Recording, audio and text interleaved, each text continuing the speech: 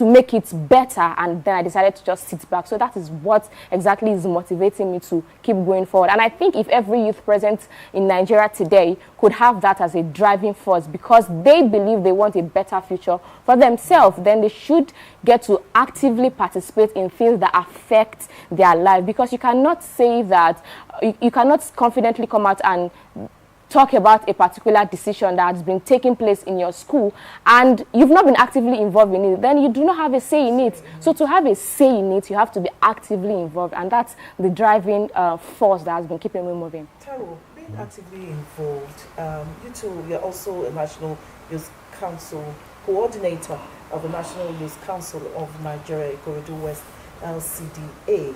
She has talked about a process. I know it's been a journey for you too. So how many youths do you think, or our youths of today, do you think are ready? Do you think they're ready to go through a process than just sitting back and, I'm not talking about the keyboard now, and just saying negative things about what is happening in the around country? them? Okay, thank you. Once again, I want us to understand something, that politics is more important than leaving it in the hand of the politicians. Okay. What I mean in that part is this, is that we represent, at least they are our representative. I'd rather you use the older generation instead of politicians, because both of you are politicians. Everybody is a politician because Instead of saying, hey, in the lands of the politician, in the hands of the older politicians. Okay. What I mean in that part is, she said something. Most of our lifestyles or our day-to-day activities is being determined by the government. In one part is that if you go to school, directly, not even indirectly. If you go to school, and you do not come up with your school certificate, or you do not serve under the NYSC, the government will say you did not go to school. If you are married without marriage certificates, in the nation you are not married. If you are born without birth certificates, I don't think, even presently now, if you don't have NIN, you are not even a citizen. Exactly. Because that is your mix of identification. Day-to-day activities of individuals have been planned by government. It's determined by the government. And who are the government? They are the people we put in that seat by the strength of our vote. Well, I disagree with that. Exactly, I disagree with you too. Yeah. We are the government. If we look from Abraham Lincoln's definition, democracy is the government of the people, by the people, and from the people. It means that these three stages, there is a key word there occurring, and that is the people. So who are the people? Nigerians. So Let me give one analysis.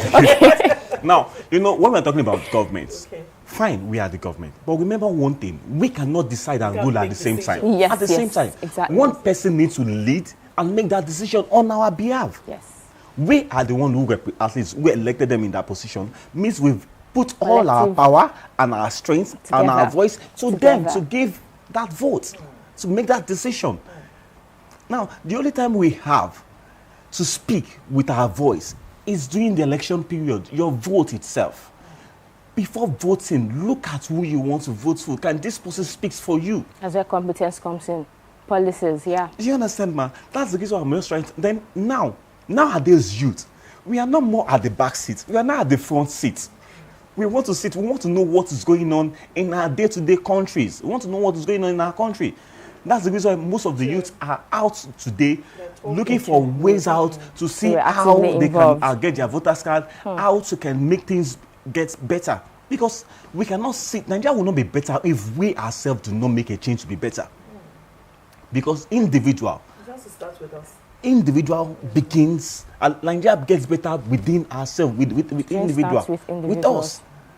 Because if we don't make a steps to make an adjustment within our own lifestyle, then automatically Nigeria will remain where it is. We are clamoring, the government is this, the government is that. What is the solution as an individual have you done?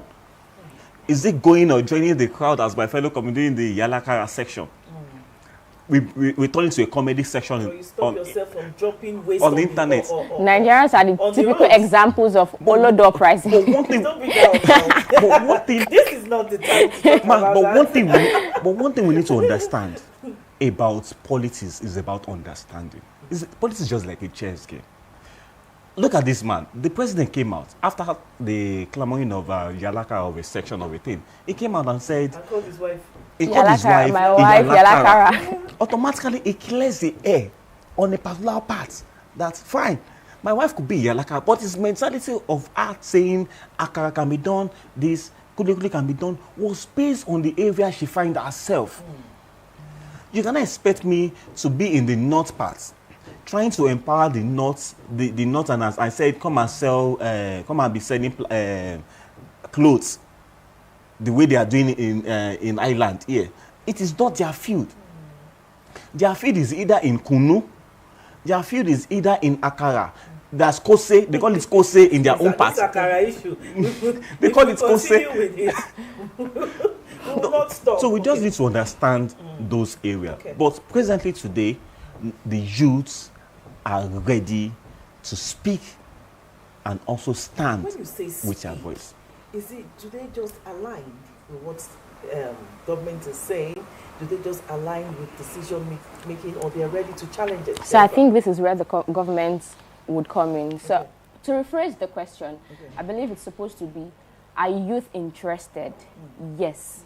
But do they have they been trained or have the facilities to get to know a competent leaders based on their policies, based on not based on religion or ethnicity? Have they been groomed to be able to make decisions by themselves? So I think that is where the government would definitely come in, because I might be interested in going for a particular position or even supporting a particular politician.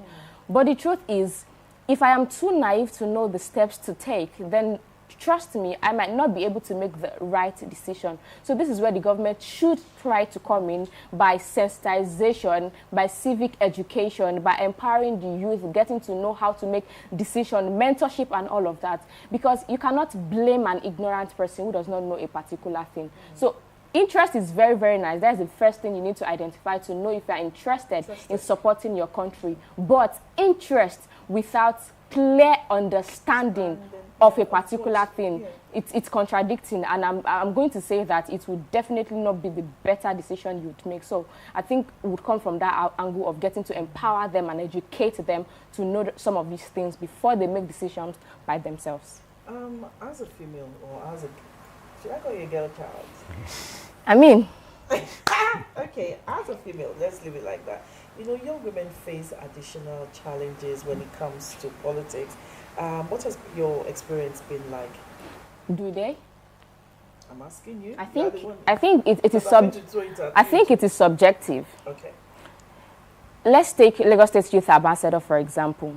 We've had females being the apex youth ambassadors, picked based on merit, not based on gender.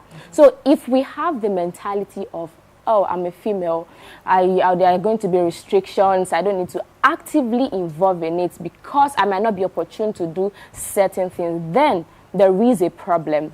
Even for the Lagos State Youth Parliament, our current speaker is a female, Right Honorable Itunu Maria. So you see, she wasn't picked based on our, let's say, our gender. She was selected and elected based on her competence. So if you are good enough, if you are competent enough, I don't think that you'll be denied the opportunity to run for certain political position or be opportune to make certain decisions. So what you just need to do is to rephrase that question is, am I competent enough? Am I building myself personally?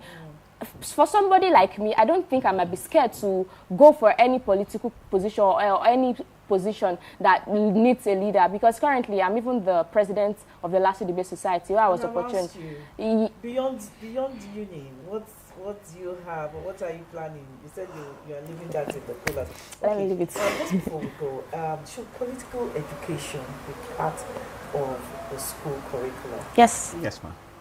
Yes, it should. Yes, that's the reason why we have, at least I can remember when I was in secondary school, we did government. Even we also did civic education. Yes. Okay. It is mandatory. The reason is because that is where learning starts from. Okay.